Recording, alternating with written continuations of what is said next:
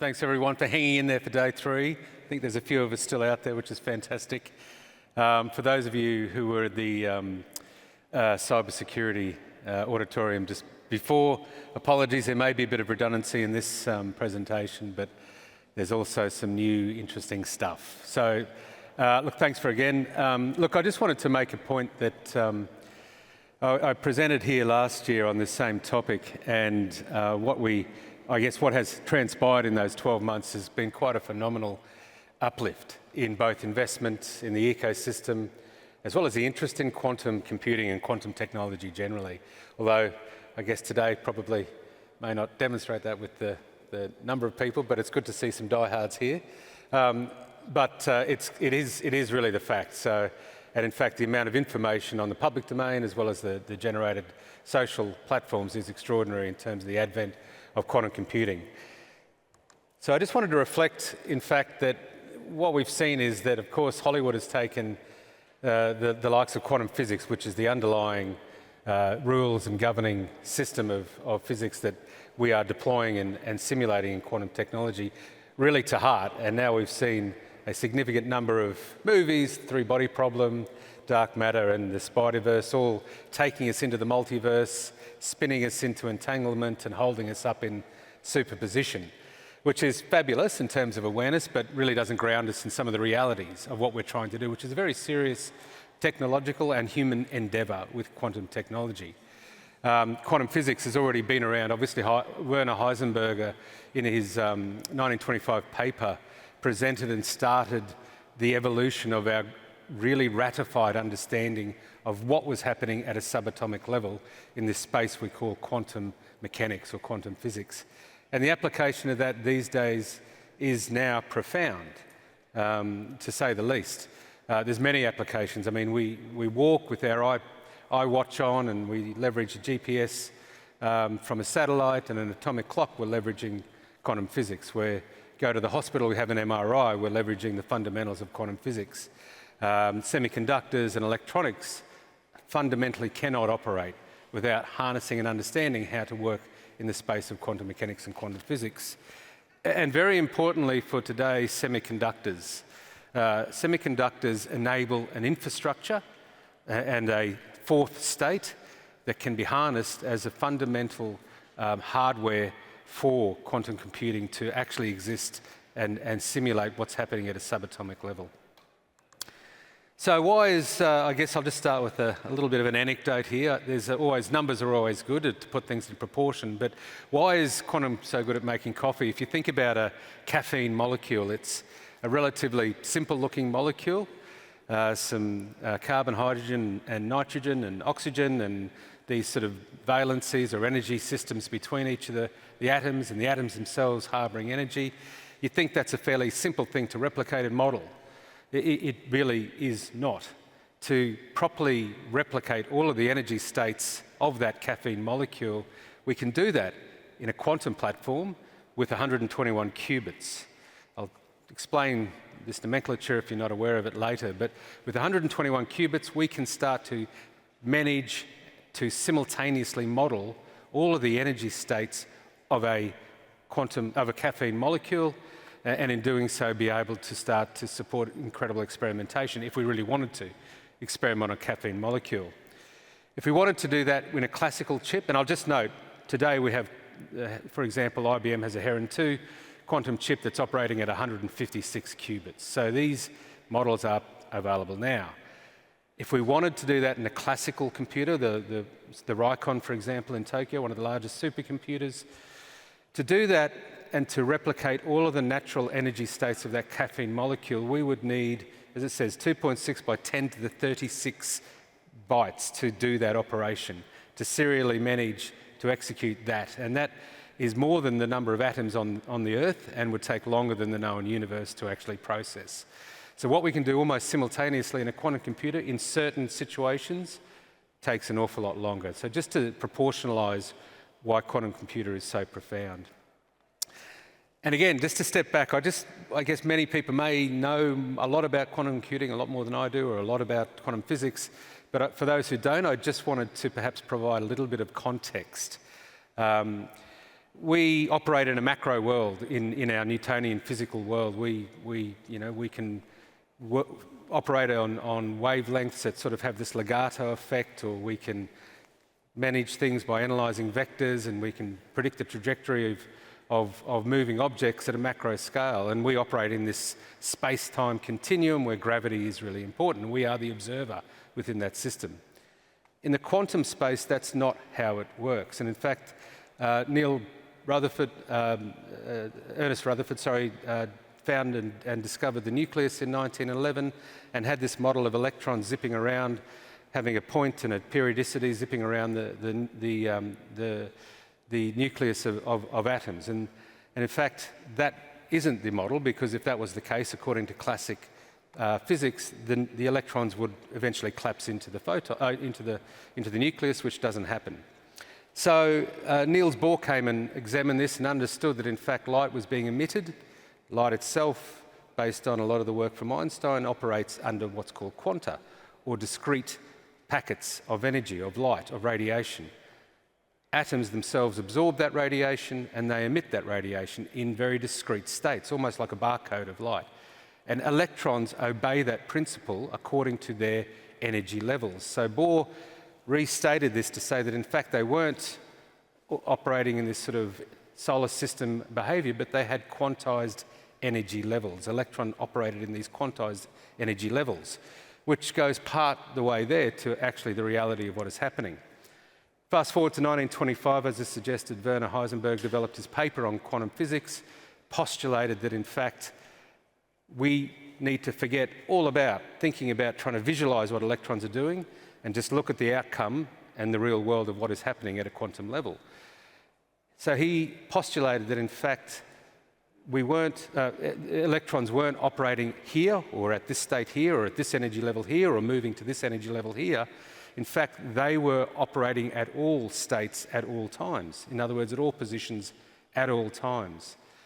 Schrödinger took that principle and developed up his wave equation, Schrödinger's, if you like, quantum function for wave behaviour of electrons, and then Born took that and developed his amplitudes, his probabilistic models of amplitudes. The net of all of this suggested that in fact electrons, as I said, don't occupy a particular point in a quantum state, don't move in a particular speed. In fact, they occupy all energy states at all times when they're in their natural quantum position and quantum energy levels. And in fact, this enables us to look at that and go, well, look, if an electron, which has a polarity, a 0 maybe, or a 1, has all states in between, it also has what's called a 0 and a 1, or superposition. You can think of it more like a dimmer switch on a light. If I've got a dimmer switch, it can be off. I can turn that dimmer switch on.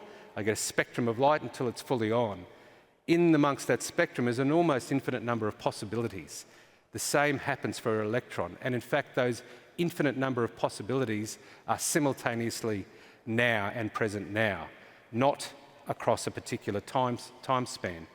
So that presents an energy state, or an enormous energy state of possibilities for electrons, that if we can mathematically model, we can codify that mathematics into a hardware platform, and we can then use software to manage that hardware platform. We can create vast computational, multidimensional, multiparametric superpolynomials to really address some of the biggest challenges we have in terms of infeasible problems that exist on the planet. And that's exactly what we went about doing. So if we could create something that could hold electrons in superposition, we could then use that superposition in all of those states to model really, really complex problems. The challenge is many. One of them is this thing called decoherence. So it's very, very difficult to look at a quantum system and keep it in coherence, keep it in superposition. And this is because of Heisenberg's uncertainty principle, and it states that once the system is observed, it collapses into a classical state. Our macro world is an observed system of space-time. We observe, we're present in that system, we have mass, gravity acts because we have mass and bends space-time, etc. It's an observed system. In the quantum space, it is not an observed system. If it is, it collapses to be a classical system, and we then can't leverage the value of superposition. So that's one problem that needs to be overcome. The next really interesting characteristic of quantum systems is this notion of entanglement. So if we have an electron in superposition, we're able to use this almost infinite number of energy states. It's called spin, spin up, spin down, etc., and spin up and down, and every combination that exists in between that. But we're also able to use this other property according to quantum mechanic theory that has been proven through some experiments in China, that we can have electrons entangled with other electrons. And that means that one system of superposition can entangle another system of superposition, and they can measure each other. In other words, if we have a very large number of possibilities, managing another very large number of possibilities, and we have 4 electrons, and we have 16 electrons, and we have 32 electrons, that creates an exponentially larger problem space that we can start to synthesize into mathematics, we can start to codify into a quantum computer and execute really, really challenging problems. Hence why we can model that caffeine molecule in a very quick time comparative to a binary system. So the one last sort of, if you like, Rosetta Stone in all of this is superconductivity. So if anyone is aware of what superconductivity is, it's really the 4th state. We have gas, we have liquid, we have solid, we have superconductivity. A Dutch physicist, Onnes, was doing a lot of experiments with helium back in 1911, the same year that the nucleus was discovered and electrons were discovered by Rutherford, and in fact determined that what he observed with mercury, by supercooling mercury to almost 0 degrees Kelvin, about minus 274 degrees Celsius, very, very cold temperature, was a fundamental change in the way that mercury behaved. 2 properties mainly. One is, all of a sudden, magnetism couldn't pass through the mercury. So you see trains leveraging superconductivity, hovering above a train track. That is a principle of superconductivity, to remove friction. What's very important for quantum computing is it also removes all resistance, which is remarkable, because what that means is that we don't need a power source to create a current or a potential. And so the only other observable thing we have that we know that has electrons that work and continue to work and a positive charge in the middle is an atom. It doesn't have a battery, but it has an electron in balance with the nucleus, which is a positively charged nucleus, and continues to work. So what we observed was that with superconductive materials, we had the opportunity to consider and replicate what was happening at an atomic level with superconductive materials because of this phenomenal characteristic of 0 resistance. And so the discovery of actually what was happening was as a result of the BCS theory. 3 physicists determined this, won the Nobel Prize, and what they observed was, in fact, 2 electrons were coupling up in pairs, known as Cooper pairs, which is very strange considering electrons are both negatively charged and should resist each other. And in solid-state metals, that's exactly what happens, and that's why you need a potential or a battery source to force the electrons through the metallic lattice and through the impurities to get to the anode and so forth. Not necessary in a superconducting materials, which is quite remarkable. So you have electrons pairing up, potentially in superposition, but in pairs, which means they are entangled. And in fact, in a gram of aluminium that's a superconductive state, you have trillions of electrons. So you have trillions of electrons in Cooper pairs, all exhibiting superposition and all entangled. And so what we have is a platform of an enormous quantum system that we can start to leverage and use, and that's exactly what happens in a quantum computer. The other important point, 2 important points, is one is this notion of that another interesting characteristic of Cooper pairs, or these electrons in superposition, is that they can move through insulating material, and this is called the Josephson effect. And it's a very important characteristic that quantum computers use to modulate the state and the probable state and the wave function of those electrons, and set up many, many, many wave functions such that if I fire a microwave photon at an electron, I can adjust its spin and I can actually adjust where it is on the wave function. And if I have many, many wave functions, I can cancel out as you can within Fourier transforms or standard wave theory. Parts of those wave functions I'm not interested in that don't support the problem I'm interested in, and I can amplify greatly the other areas I am interested in, and that happens by passing through these Josephson insulating gates.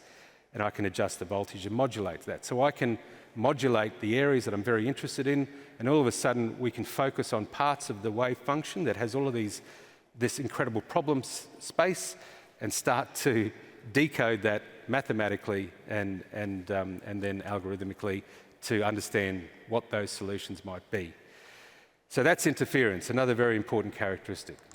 So we're almost there. So from physics to a computer, we had Felix Bloch, who was a very well-renowned solid-state physicist in the 40s, developed up a lot of equations to manage nuclear magnetic resonance.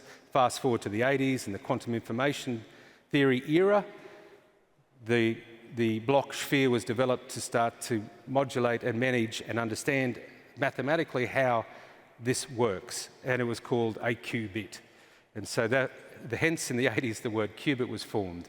David Deutsch also in the 80s, I think 85, developed the quantum Turing machine, in other words, a theoretical validation that quantum computing could be real, and moving forward that set in place all the developments beyond that towards quantum computing. So we had a material we could work with in terms of superconductivity, we had a fundamental understanding of quantum physics, we had some modelling of how we could start to replicate this called a qubit, and we had validated that a quantum computer could work. And we had these gates that we could start to work with to start to assemble the quantum information in ways that we could start to better work with the problem space and localize areas within that problem space that is vast, that we could focus on outcomes. Similar to a PLC, a programming logical controller, or software generally, which we have many gates and Boolean operators, etc., the same principles apply. One more little piece of theory, which is a very interesting one. So the last constraint really in quantum computing, or one of the last, is error correction. As I said, maintaining incoherence is very difficult. Superconductive materials help that very much, and a lot of very clever hardware engineering. The other area is actually making sure that once we've gone through all this processing, once we've done these, we've created 1,000 different wave functions, we've passed them through all these gates to try to understand the quantum information we're interested in. A lot of the time, we get a lot of errors in the signal, just like you would with any other radio signal. And so you have to clean that signal up. And a really interesting development happened based on Mendelian physics, which looks at the surface of black holes or wormholes, and from the surface code of those features around the event horizon, through some very, very clever mathematics, they can derive the missing information of what's inside the black hole or the wormhole. So by applying that surface code to quantum information and looking at the surface features of quantum information, the missing information can be derived. Hence this notion of surface code and the developments toward error correction, which is a fundamentally important development that a lot of, target roadmaps envisage in the next 5 to 10 years, and has generally been the race towards quantum error correction. So we have our quantum technology stack, which really resembles, interestingly, a typical computer stack. And in fact, quantum technology has really stood on the shoulders of a lot of the advancements in conventional classical computing. Of course, we have a user environment, we have software, a software development kit. There's open source kits like Qiskit that is being developed. You can code in Python, you can access over the web quantum computers now. Of course, you've got the quantum plane and control infrastructure to get into the hardware, the same as you have machine code and other processing units in conventional computing technology, and so on. So it's a very complex array, as any computing infrastructure is, of many participating parts of hardware innovation and software innovation and fundamental physics and engineering. So a bit of a who's who in quantum computing. There is a lot of participants, of course. There's the bigger players such as IBM and Google. Microsoft just released in Nature magazine, you may have seen the Majorana as a significant step towards error correction in theory. The Chinese government, very interestingly, recovered the private sector developments in China that were developing quantum computing and have made them their own, given that they do see obviously the significant value and really existential sort of promise of quantum computing. And then you've got a very, very large value chain supporting all of those fundamental elements of that technology stack. And you've got a rapidly emerging startup community. There's a lot of both private and public sector money that is now being injected into quantum computing to support all of those elements and build up this ecosystem and value chain of quantum computing. So a very interesting and dynamic and fast-moving environment. I'll look at the IBM roadmap. I mean, one, I worked for IBM for a long time, but second to that is that they're one of the few companies that is really, I guess, embarking on supporting all of those elements of that technology stack. And I think importantly, trying to create that in a very open way. So there's a lot of stats there, but quantum computing is real, it is happening, and it is happening at a utility level. As a roadmap, again, 156 qubits in the latest Heron chip, upwards of 7,500 gates. Fast forward to 2033, we're talking upwards of 1 billion gates that can operate. And I think in the vicinity of 2,000 qubits, which is extraordinary. And of course, I think one of the important parts of this is, particularly in the software innovation, is that there is a significant push to make quantum computing inclusive. It's an interesting word these days, but that's to make it inclusive and available globally as an open-based technology, to try to ensure that every person who has an interest or a capability has access to quantum technology through quantum software development kits that are being open and developed in an open framework and an open development environment. As I said, KISS-KIT is one of these, to encourage, to proliferate, and to ensure that we enable the good things to be created and the guardrails, the ethical guardrails, transparency, and other policies and regulations around quantum technology and quantum computing that I think we all missed a bit in AI, and we certainly missed in the social media revolution. So a lot of work is being done to ensure that these sort of roadmaps, this is one example, Google, of course, others have similar examples, really capitalise on the errors of the past. Okay, so as I said, from making coffee, it's good at a lot of other things.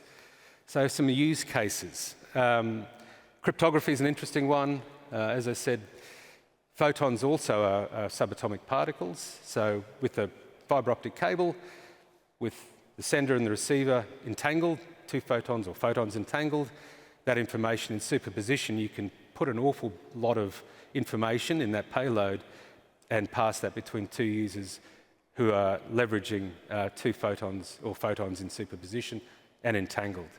And the principles of that, of course, are that as soon as an observer or someone tries to hack that system or eavesdrop on that system, it's observing that system. And as I said, according to Heisenberg's uncertainty principle and fundamentals of quantum mechanics, that system will collapse out of a quantum state into a classical state, and that quantum entanglement will be no more, that superposition will be no more. So of course you know someone is trying to actually access that information. So there's a lot of value there.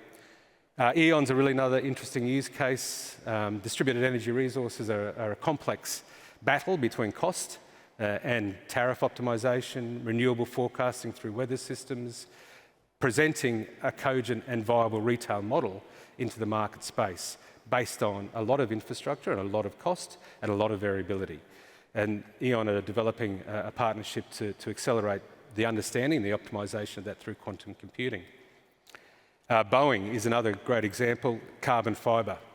And the development of carbon fibre is very, very complex itself. A carbon component can have an orientation as you lay the carbon fibre down to maximise the stress-strain regimes of up to 1,000 to 100,000 different permutations of layering. And you've got over 100 components in a plane of carbon fibre components. So you can imagine how complex that can be. ExxonMobil, through a number of means, development of new catalysts for fractionation and cracking through the refineries to develop up better chemistry that can be recyclable and also biodegradable. Addressing their value chain, making their value chain optimised so that they reduce energy, reduce fuel, make their routes much more optimal. Mining, it seems to be a dirty word everywhere. However, mining is looking at quantum computing to optimise mine design for the life of the mine. A lot of challenges in mining is that continually as the mine is exploited or the ground is moved and the minerals are extracted, the mine design has to constantly modify, which means an enormous change in movement of materials and people and equipment that translates to an enormous use of energy and, of course, waste and cost. So if you can get that mine design right or closest to right first time, it has an enormous impact on those parameters. Mercedes-Benz, Mitsubishi Chemical are looking at battery chemistry. Again, it's a black box inside a battery as to really what's happening from the chemistry side of it. And as I've spoken in the past, chemistry is a really important characteristic that's being observed. Others such as agriculture, nitrogen-fixing enzymes. If we can simulate nitrogen-fixing enzymes, we can create a much more concentrated capability of agriculture, dramatically change supply chains of agriculture for a much more efficient supply chain and a much more provision of food to feed the planet, and so on. So there's a lot of different use cases that are being explored. I'll talk a bit more about the Cleveland Clinic use case as well, because it's an interesting development. Because what we're seeing now is that, in fact, quantum computing is now being looked at in concert with a workflow with conventional high-performance computing as being the practical bridge to error correction. And indeed, in I guess, pharmacology at the Cleveland Clinic with Riken in Tokyo, the supercomputer in Tokyo, and IBM's Quantum 2, they're looking at pharmacology and how that can be developed and creating workflows. In other words, in the quantum state, it resolves the best area of the multiple wave functions and the best outcome through the permutations of those wave functions without solving the final quantum algorithms, and then passes those algorithms to the supercomputer to serially process that. And that's changing the timing of these possibilities from really about 3 months through a fully corrected quantum computer down to about 3 minutes with a workflow of this sort of nature. If anyone's interested in more of the technical detail, I won't labour this, but the eigenstate, the zero energy state, is managed across the classical nodes, and then the workflow in the middleware is the quantum system that does the final the manifestation of the meta models that relate to the quantum wave functions. So I'll quickly go through this because it's just a validation of why it's important. Presenting drugs and getting drugs to market is high cost, takes a long time. It's a massive computational load and generally prevents people getting the necessary medicines they need to as quickly to the market as they should be. And there's a challenge in doing that, in accurately modelling in terms of what's called supramolecular interactions, bio-macromolecules, and conformational energies. These are really challenging chemical and pharmacological challenges that within a high-performance computer are almost too difficult to manage. So, as I said, with the combination of quantum and supercomputing, the reduction and change of that goes from, as I said, 3 million years to 13 days to 2 hours with the combination. So if you use our technologies now in the right way, we're actually solving some really fundamentally important problems now. And just to validate that, I'll quickly go through the results of those tests are pretty accurate.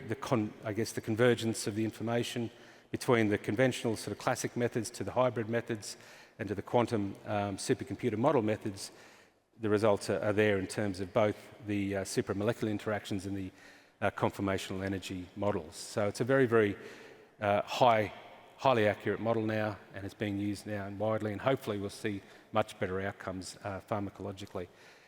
So that's some examples. I think I've got 20 seconds, great. So from an outlook perspective, as I said, from here till probably the next 5 to 10 years, we'll see continual increase in improvements in workflows between quantum computing and high-performance supercomputing. We'll see improvements in the knitting and bridging between the quantum chips and also the reduction in size of quantum chips and the proximity of those chips to all try to improve error correction, as well as the development of those codes that I spoke of that can start to support error correction. And again, we're going to continually see more and more application, and early stage application at this stage, but it is verging into the world of quantum utility, and to that point of 2033, where we hopefully will see a fully error-corrected, capable quantum platform by one of the large providers, as I said, Google, IBM, Microsoft, etc., as well as many other providers out there as well. So it's a fascinating area. It offers a fundamental change and opportunity to really address some of the biggest problems we have in terms of the existential crisis of the climate, in terms of provision of food, and generally supporting the Sustainable Development Goals. So I'm a fan, and here's probably a bit of a plug for IBM, but it just brings a little bit of I guess, reality to where quantum computing is. It's not a theory. It's very much a genuine platform.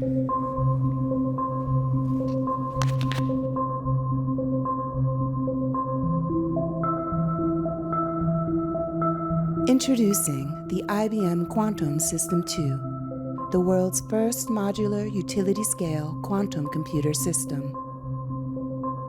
Quantum System 2 was designed to tackle complex problems that lie far beyond the reach of today's classical supercomputers. It stands 15 feet tall and operates in a near-perfect vacuum at temperatures colder than deep space. Initially powered by three 133-qubit Heron processors, Quantum System 2 is fully upgradable to the growing line of utility-scale QPUs that IBM will be releasing over the next 5 years. This is the world's first modular utility-scale quantum system. So in addition to talking about physical qubits, we now need to be concerned with circuit size. By the end of 2024, each of the 3 Heron processors in Quantum System 2 will be able to process a remarkable 5,000 operations in a single quantum circuit. But the real triumph of Quantum System 2 is its modular design. Our new quantum coupling technology will allow multiple Quantum System 2s to connect together to create systems capable of running 100 million operations in a single quantum circuit. Continuing down this path, we plan to realize a system capable of running 1 billion operations in a single quantum circuit by 2033. That's why we call Quantum System 2 the building block of quantum-centric supercomputing. Today, our clients and partners are already using our 100-plus qubit systems to advance science, surpassing brute force methods deployed on the world's most powerful classical supercomputers. And soon, they expect quantum applications offering unprecedented business value. Our mission is to bring useful quantum computing to the world, and it starts with Quantum System 2.